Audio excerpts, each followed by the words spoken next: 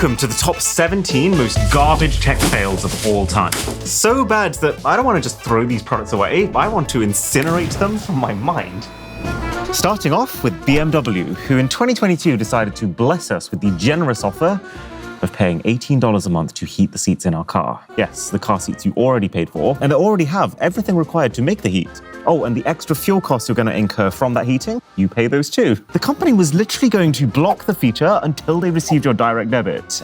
And it actually gets worse. This is all part of BMW's extras, which includes absolute gems like the sports iconic sounds, which is literally just engine sounds for the price of $120. The audacity to charge someone $120 to make their car sound like a car. So I'm giving this a 2 out of 10 fail. Because trashy as it is, it's not like the company has suddenly toppled because of it, and they have now just retracted the feature.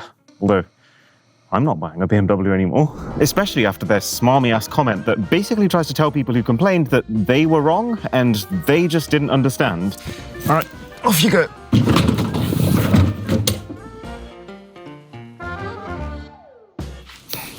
But do you know what's even worse than paying for a feature you should have had for free? Paying for a feature that you were born with. Enter the power balance bracelets. These loops right here were advertised as being able to increase your athletic performance by resonating and responding to the natural energy field of the body with hologram technology. And it sold like hotcakes, becoming CNBC Sports Product of the Year and even spawning imitator brands trying to copy their technology. Unfortunately, it was soon discovered that the only technology they actually had was the tech that made those shiny stickers you find stuck to Microsoft Windows CD boxes, leading to the company being slapped with an enormous $57 million lawsuit for false advertising and then proceeding to go bankrupt in 2010, closing the loop, as it were, with a very respectable 3 out of 10. But do you know what's even trashier than charging people for something they shouldn't be charged for? Charging people so that you can charge them more. Enter Amazon's entire Dash product lineup. This company created a whole ecosystem of physical products whose entire purpose was to make it easier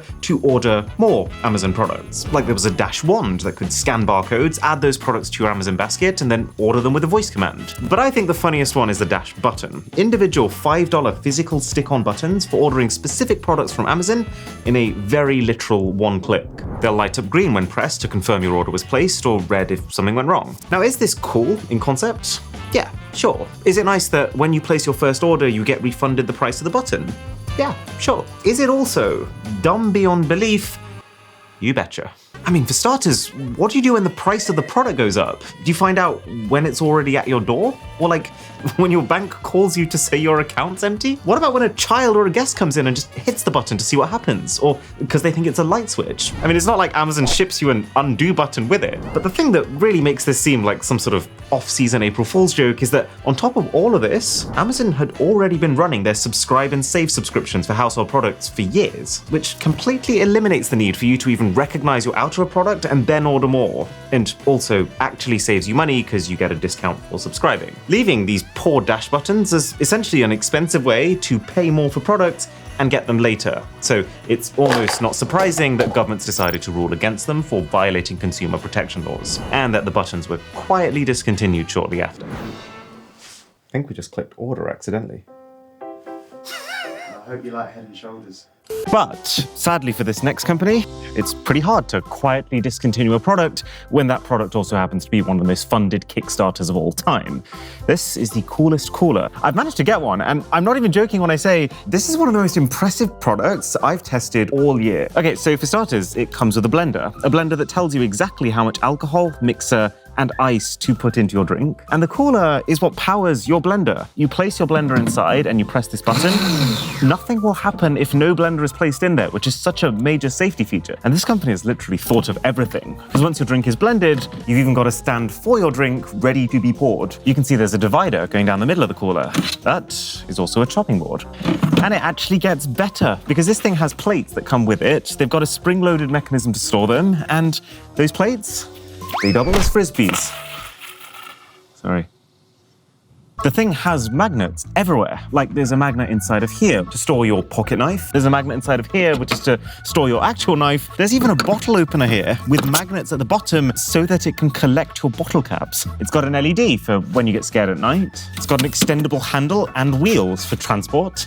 And they have even built in a pulley system that allows you to stretch this over this massive compartment here to tape down other heavy things that you want to carry with the cooler.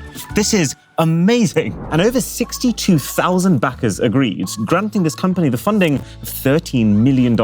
How do you mess up from there? Well, backers were supposed to receive their coolers February 2015, but instead they got a letter from the company's CEO telling them that he was pushing the launch back to add some extra features. Turns out those extra features were that he was also listing the item on Amazon. You had 62,000 people waiting for a product they'd already paid for, and yet this CEO decided to delay that shipment multiple times just to get more cash through the door. And after about a year of these delays, things got messy. Angry backers started attacking CEO Ryan Grepper, doxing him by sharing his personal details and even sending him death threats, forcing the whole operation and what could have one day been a billion-dollar company to shut down. And the vast majority of the people who believed in the product never even being able to touch one. 4 out of 10. Now, if there's one thing it feels like every big tech company has had a stab at, it's building a smart home speaker. They all want a piece of that pie. It's just that when it was Samsung's turn to do so in 2018, something went majorly wrong. They said it'd be available by the end of the year, powered by their own Bixby personal assistant, that it would be absolutely decked out with 3 speakers covering your high notes, 3 separate speakers covering your mid notes, and then a big subwoofer to handle bass, all topped off with a feature called sound steering that could figure out where you were in a room and direct sound specifically towards you, improving your sound experience while minimizing distraction for others. Well, that sounds great. Can I buy one? No, mate, sorry. Is it the currency? Very soon after the announcement, red flags started to creep in. The company kept reassuring people that it was coming, but while doing that, kept pushing the release date further and further back. And yeah, the company did physically show the product off at the CES Tech Show the following January, although there was only one speaker in the entire Samsung booth, and hilariously, it was attended by a handler the whole time, who was the only person actually allowed to talk to the thing. Worried much? Samsung announced a public beta later that year in South Korea for a Galaxy Home Mini. So they hadn't even released the main Galaxy Home that they did originally announce, but now they were releasing the Mini, which they hadn't announced, only to people who signed up for a beta. And then the following year, still, without announcing the product, the Galaxy Home Mini was given away as a gift for Korean customers pre-ordering the Galaxy S20 phone. And that was the last we saw of it. Like with a lot of these things, the product was honestly pretty cool, because aside from the expected features, it also had an IR sensor, allowing it to be controlled or control other devices through infrared signals, like a TV remote. Which means that unlike a lot of smart home speakers, which are specifically designed to work with smart accessories, this could interface with all of them. But they never actually released it to buy. And then, nothing. Time just went on. Fans kept asking, Samsung kept ignoring. I just find it so funny that this is one of the biggest tech companies in the world, and yet they just keep acting like, I swear I have a girlfriend. You just can't meet her. What Samsung should have done is just come out and put a pin in it so people could stop waiting for it. But instead, they've left fans pining for over 5 years and counting, which constitutes at least a 4. But you know what? This next company is gonna wish they made nothing, because that's a whole lot better than stealing someone else's product design and then getting caught. Yes, I'm talking about Casetify. So for the most part, this company seems to have had a pretty clean record. Their cases have always been pricey, yes, but premium because of it, with massive customization. Not to mention a company valuation of nearly $1 billion and an expanding suite of physical experience stores. In theory, that should be a sign that you're making original products. Well, all of that went out the window when YouTuber Jerry Rig Everything released a video showing how Casetify's transparent-looking skins were not designed by Casetify, but in fact ripped straight off a collaboration between him and another case company called Dbrand. All the little Easter eggs, inside jokes, both from the YouTuber and Dbrand, that would make no sense to be present on anyone else's products, all of it was still in Casetify's cases. My favorite one is 11/11/11, which is the day that Dbrand started business. Oh, and the Dbrand logo. Oops. Now, Casetify's designs were actually slightly different, but that makes it a whole lot worse, because it becomes very clear that they've not just copied, but copied and tried to change it to make it seem like their own. And then failed at that. But the thing that turns this from just scummy into pure garbage is that it's the same design, but it's just worse. Because Casetify has ripped the files from the dbrand website, as opposed to the raw files that dbrand uses to print, everything is just significantly lower resolution, with things not being aligned in the way that was originally intended. I mean, this is already bad news, but it just kept tumbling. The company issued a statement claiming that they're a bastion of originality, which, funnily enough, is not a fitting tagline to use when you've just been accused of your blatant unoriginality. And then more parties came forward, like iFixit, a company focused on tech repairs, who realized, hey, wait a second, Casetify's X-ray case, that's our image. Casetify's getting sued at least once, but maybe more. And either way, the reputational damage is going to be an even bigger hit than the millions they might have to pay out. Like, we've featured Casetify before, but we're not going to do it now, leading this to be an easy 5 out of 10. Okay, you remember Squid Game, right? No, not that one. This one. Although, to be fair, both pretty great. Well, in trying to recreate the sheer vast success of it, Netflix very recently created their own version with real contestants. Only a year after Mr. Beast already made one. Real contestants who seem to act an awful lot like paid actors, with almost anime-like exaggerated personalities that don't hold up in real life, but that's a whole other conversation. Now, obviously with a real game show, no one's gonna die when they fail a challenge, right? Or are they? Turns out that the filming conditions were so poor that Express Solicitors, a British personal injuries law firm, is representing 2 players who claim they suffered hypothermia and nerve damage while shooting the red light, green light in cold conditions in the UK. Apparently, the requirement to stay motionless for long periods of time during the shoot in the cold is what caused the injuries, which is not just careless on Netflix's part, but also implies that it was all very staged, as in the original show, you'd only have to stop for like a few seconds max mostly. But to top it all off, while the actual Squid Game got an 8 out of 10 on IMDb and a 95% rating on Rotten Tomatoes, this masterpiece is a 4.8 and a 44.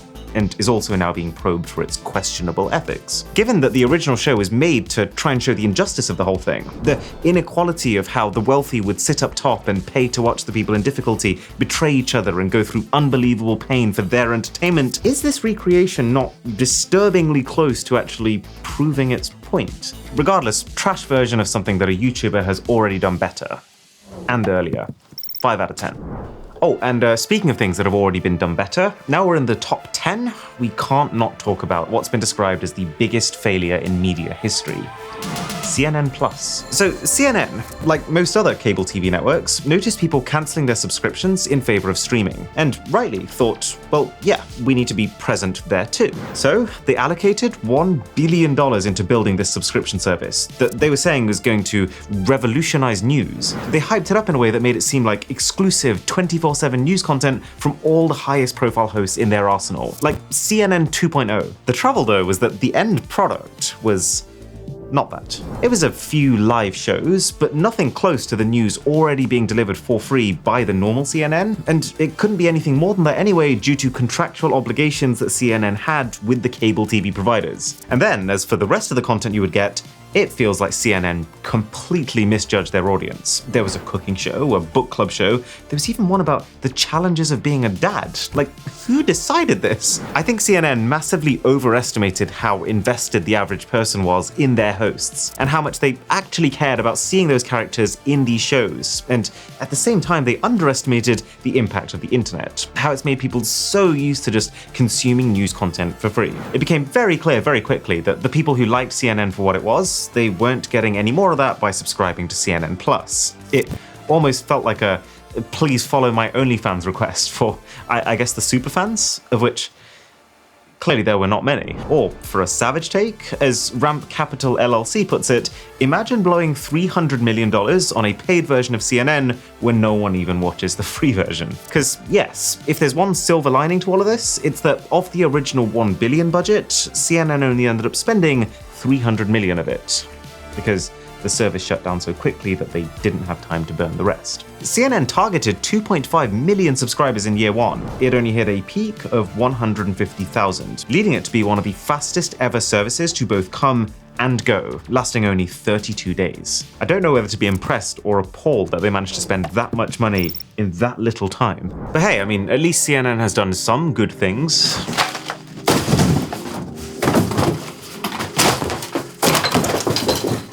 The same can't exactly be said for Ticketmaster. People already thought that Ticketmaster was a garbage website. They've a well-established reputation for making themselves the only place to buy tickets, marking up the prices of those tickets, and just making the whole booking process unnecessarily stressful through their poor website. Like in March 2023, when selling tickets for The Cure, their fees were no joke higher than the actual ticket price itself. But this slow, growing dissatisfaction with the service, it all came to a head with Taylor Swift's Eras Tour. Ticketmaster, like most companies, they want to make as much money as possible. But the way they do it is the thing that sucks. It's a dynamic pricing system that constantly assesses demand, and anytime it feels like people are willing to overpay, it makes them overpay. And so in the case of Taylor Swift, whose concerts are going to have possibly the most rabid demand on the planet, this site absolutely screwed it. I mean, the queuing, for starters, just to get the option to buy tickets. Fans had to join queues of 40,000 plus people, only for Ticketmaster's highly unstable website to glitch and send them right back to the beginning again. I remember reading one lady's account of it, and this happened to her, no joke, 41 times just while trying to secure these tickets. But it gets worse, because many fans found that once they'd gone through hell to get the tickets finally into their basket and they were gleefully celebrating, those tickets were taken from them before they could check out, offered to other people for an even higher price. These tickets, they kept creeping up in price until they hit, no joke, $500 per person, not including Ticketmaster's own extra fees. And then, when the lucky few who just mortgaged their homes to go see Taylor Swift had actually managed to secure something, Ticketmaster said, do you know what? That customer experience, that wasn't bad enough. Gotta do something else. I guess in response to scalpers who buy tickets on their site to try and sell them on eBay or StubHub for thousands instead of the already absurd hundreds, Ticketmaster decided to make the UK tour a lead booker event, meaning that the person who booked the tickets has to be at the venue to be able to get in. Only problem is, they didn't make that clear on the website, and that move would also come at the very unfortunate cost of gifted tickets becoming immediately worthless after they'd already been purchased. So yes, Ticketmaster were rightly investigated this year by the US Senate for overexerting their monopoly in the live music ticket industry, although I think bigger consequences also need to follow. 5 out of 10. But if you subscribe to this channel, then you are an instant 10. Before we reach the top 5, what I'd call the catastrophic tier of failage, we've got a couple of puzzling ones. Ones that when you look at, it just begs the question, what were they thinking? Like Microsoft Zune. Let me set the stage. It's the end of 2006. Everyone's happily using their flip phones. You just got your grandma into Nintendo Wii Sports, and Apple's iPod has absolutely swept the market for MP3 players. Well, naturally, Microsoft wanted a part of that pie, and their answer to try and get it was the Zune 30, named after the number of gigabytes of storage it had, and not the number of people who bought one. Although that wouldn't be far off.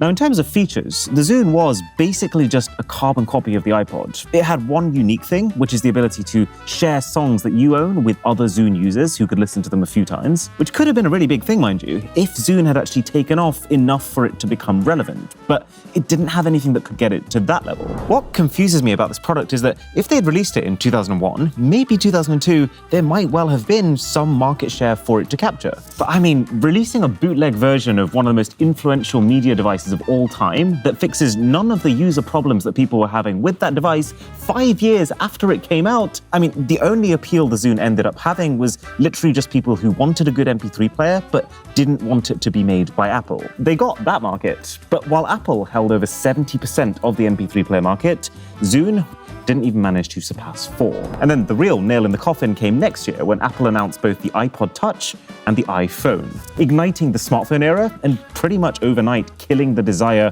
for a standalone MP3 player. So Zune decided it was time to bury this mistake, which from a company as big as Microsoft, having now sunk in $289 million in its development, is a massive 6 out of 10 fail. You know, maybe companies should just altogether avoid 4-letter words starting with Z, because next up is Zoom, an even bigger flop. Zoom was founded in 2015 as a, yes, you're not dreaming, robotic pizza delivery company. And it raised $500 million, promising to automate the entire pizza making process with robots at every single stage. Robots assembling the pizzas at the company's HQ faster and more precisely than any human could do. And then robots inside trucks that could cook the pizzas during delivery, starting at just the right time based on the customer's GPS location data. I mean, if this is what the robot uprising of the future looks like, where do I sign up?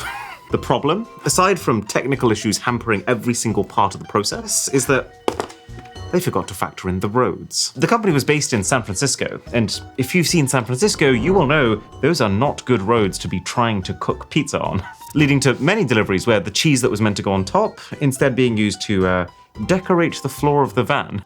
And the company's solution to this problem is hilarious. Instead of cooking while driving, they instead resorted to parking up in a central location and then using runner cars to get the pizzas from those trucks to other people's doors. So, congratulations, you just invented a normal pizza shop, except it's a tiny little metal vehicle. The company made a huge series of layoffs in 2020, cutting over 500 employees, including all of its robotics and food delivery truck business. So, the whole thing? They very soon officially shuttered the pizza business and started to sell sustainable food packaging for some reason.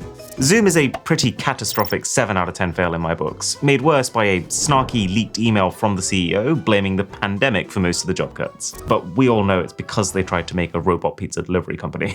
Now, have you ever accidentally screen shared the wrong thing? Maybe you were playing Fortnite on your other monitor on a work call. Whatever it is, can't be as bad as this. Mohammed Moniruzman. In 2021, an employee of the automotive company Vallejo left that job to go work for Nvidia, the graphics company. But it looks like he took a couple of keepsakes with him. He'd allegedly downloaded, without authorization, the entirety of Vallejo's advanced parking and driving assistance source code. And while screen sharing on a Microsoft Teams call, he accidentally minimized his PowerPoint presentation to reveal it.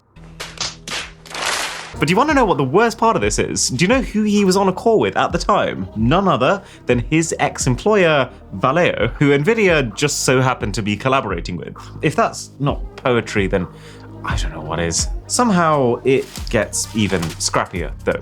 German police raided the guy's home as part of a criminal investigation, and they discovered not just reams of Vallejo documents on Mohammed's PC, but also printouts, and even the physical Vallejo hardware pinned onto his walls. The guy pleaded guilty and was forced to pay a $15,000 fine, which, while in itself is chump change compared to some of the other fails here, it is a career-ruining move that has Vallejo also seeking hundreds of millions in compensation from Nvidia for stolen trade secrets. Now, it's pretty hard to top something as specialist as that, but I think the online therapy platform BetterHelp might just take it. The concept of the site is that a lot of people increasingly, they need the help of a therapist for their mental health, but they don't have access to one or are too nervous to go out into the world looking for one. So BetterHelp makes therapy cheaper, more affordable, and more accessible by doing it all online, promising safety and security to these vulnerable people, which is what makes this the roughest one so far. This site is notorious for sponsoring countless YouTubers, podcasters, and other influencers, which racked up the numbers. I mean, in 2022 alone, the site served 2.5 million customers, and it sounds like it's doing a great thing, so what's the issue?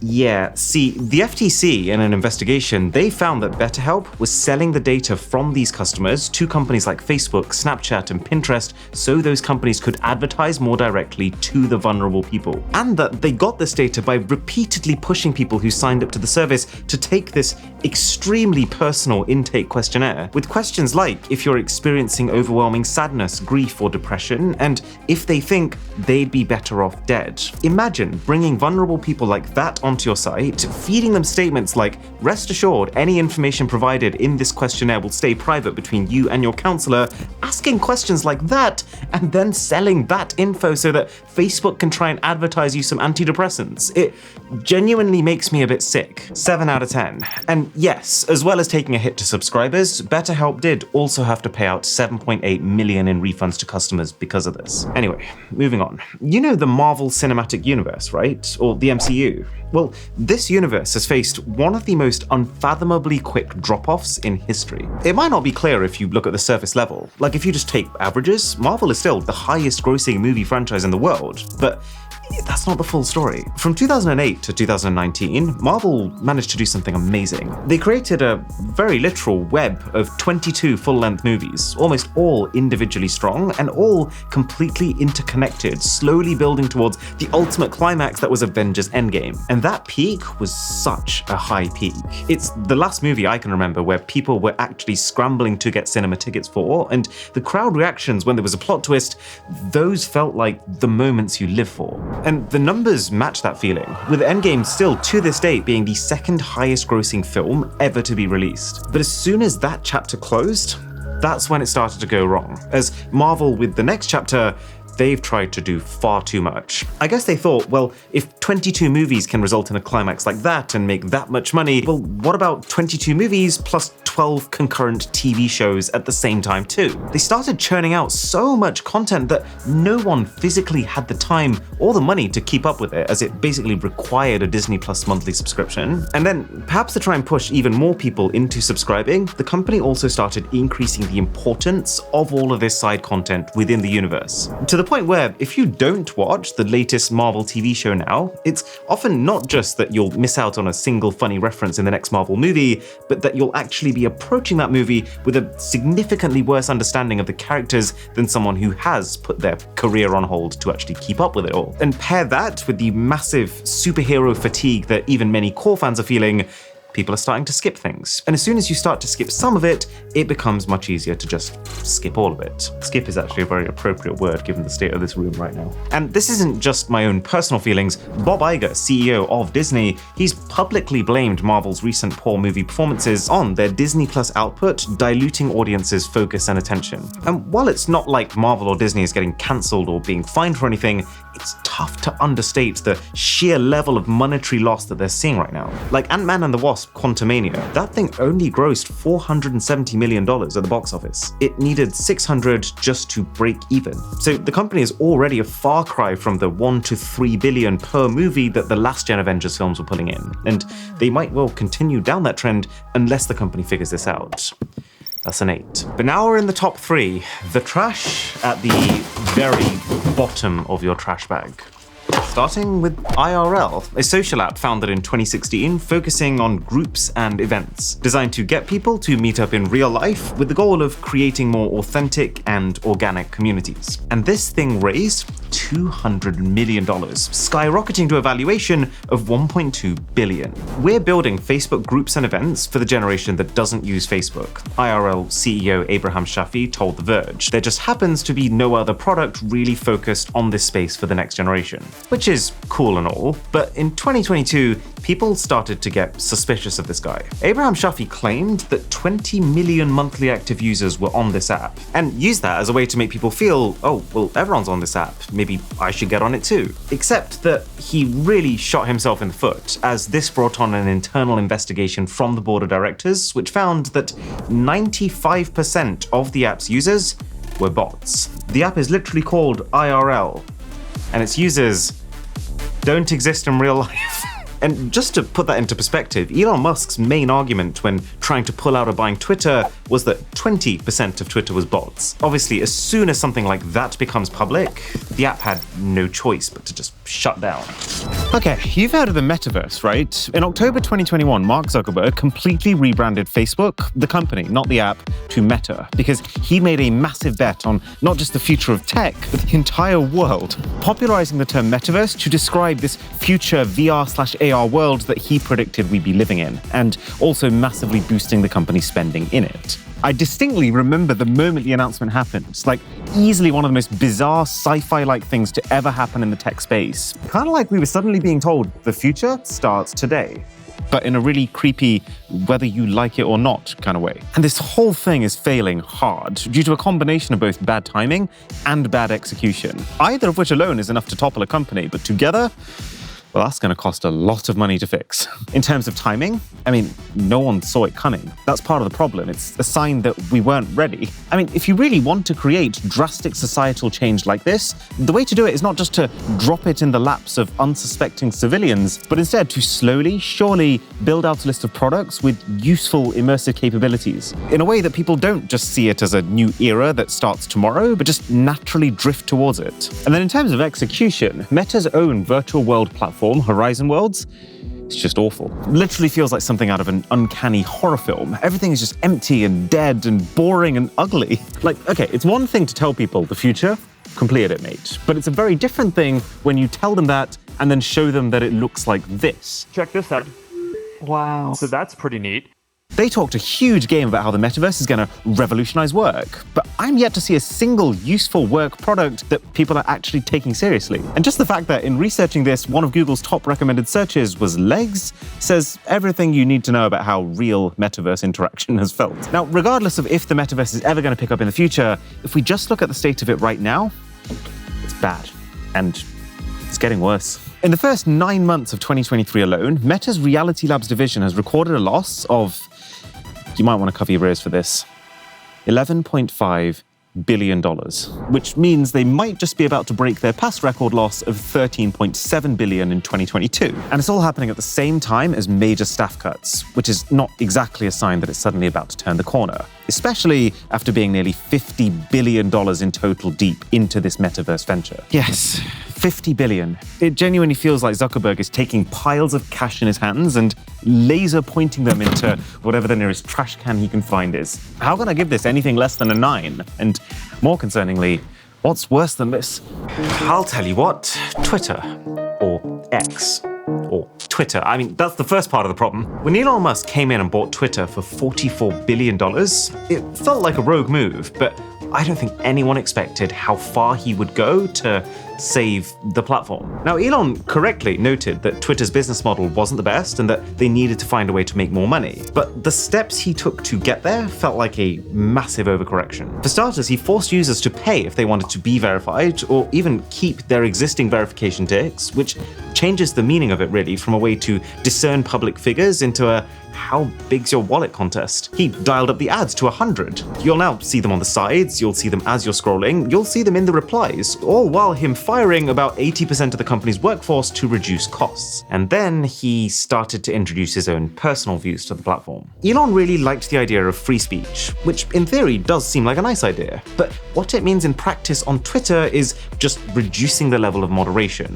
which is probably less a choice, more just a consequence of firing everyone. And the way it's been done, I don't see how it helps anyone. You only need to scroll your home feed now to see explicit footage of serious incidents happening and even death. Not to mention that Elon himself has been accused of anti-Semitism, which, when something like that happens to the figurehead in charge of calling the shots for the entire company, that's going to start hitting confidence. So at the same time as the company's trying to dial the number of ads up, the advertisers have, well, basically just Uno reversed them by pulling out, not helped by Elon not so politely telling them to go away, which combined with traffic to the entire platform having dropped 14% after just 1 year of Musk being in, not to mention the dissatisfaction from a lot of people who are still using it, has all led to a big drop in company value. Official reports have confirmed that Twitter is worth at most less than half of the $44 billion it was bought for, but according to journalists who unraveled the true meaning of one of his tweets, the actual value may be as low as just 4, which is just embarrassing considering how short of a time frame all this damage was done in, and I think worthy of a 10.